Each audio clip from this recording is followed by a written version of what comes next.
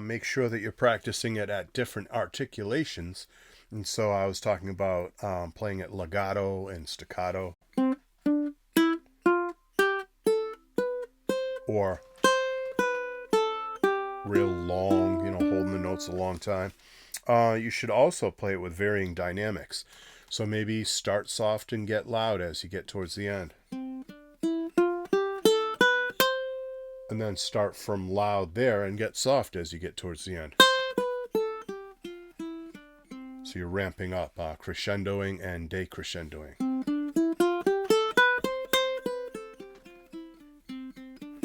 Really good way to become a better musician, but also to get more right hand control, to learn how to control your sound with your right hand and produce different dynamics. Also produce different tones, or otherwise known as timbres, Timbres, timbre. I know a lot of people think that word says timbre. It doesn't, it's timbre. But timbre is tone, and it's the characteristic sound of an instrument. The ukulele has a certain timbre, and you can get different timbres out of this instrument. If you pick way down here towards the neck, that's that sweet sound that's known as dolce, or tasto in classical guitar language.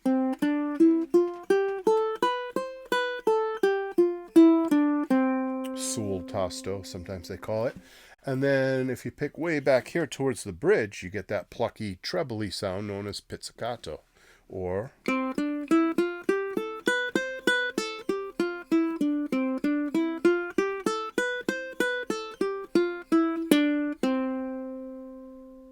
and then there's other names for that sound too, but pizzicato is a good description of that.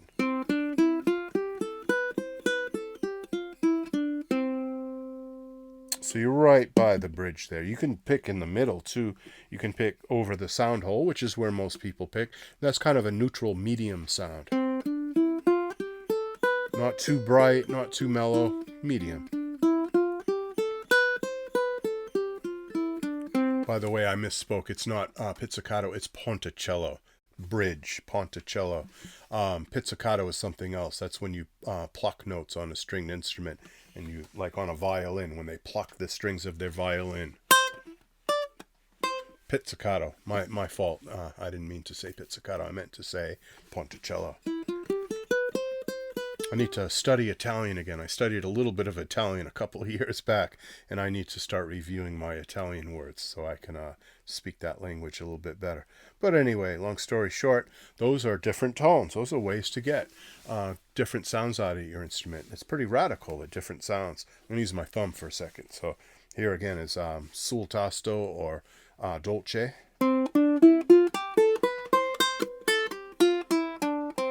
Ponticello. In the middle. Hopefully you can hear that. Hopefully the microphone is picking up the difference in tone between those three very different sounds. Every ukulele is different. Every ukulele has a different timbre and a different sound, different overtones.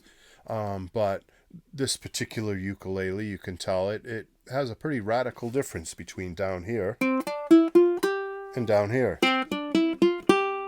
But if you have a smaller ukulele, a soprano, it might not have quite as dramatic a difference. This is a tenor, this size.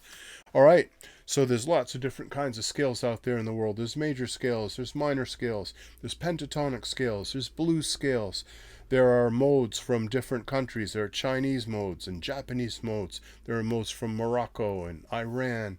And great scales we're going to learn about, but today we're just going to strictly stick with our major scale. That's the easiest to understand for most people who are into Western music. Or if you're in a country in the Far East or the Near East, you too probably are aware of major scales and how they play an important part in Western music. So not to be too Western centric here, but it is, a fundamental scale of our music, and to understand it will help you understand the other scales from other cultures. So I'm using that as our reference point.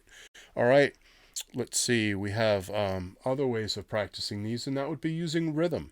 Definitely want to practice these with different rhythms. And so if you start with whole notes, that's really easy. You just take a long time between notes, 4 beats. 1, 2, 3, 4. 1, 2, 3, 4. 1, 2, 3, 4, etc. Long time between notes. Lots of space between the notes. If you're a beginner, that would be where you want to start for sure, because that gives you a long time to think about where the next note is, and you're not going faster than you can handle. Then up at half notes, 2 beats apiece. 1, 2, 3, 4. 1, 2, 3, 4. 1, 2, 3, 4.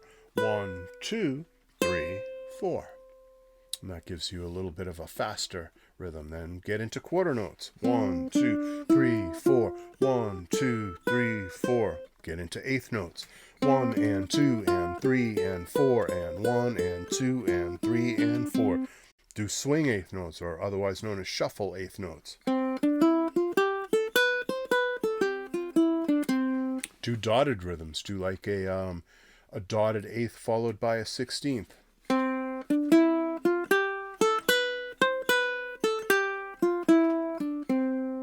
Do mixed rhythms. Take a quarter note and follow it with 2 eighth notes.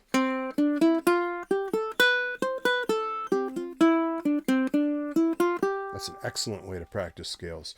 Do triplets. 1 and a 2 and a 3 and a 4 and a 1 and a 2 and a 3 and a 4, like you would see in an Irish jig.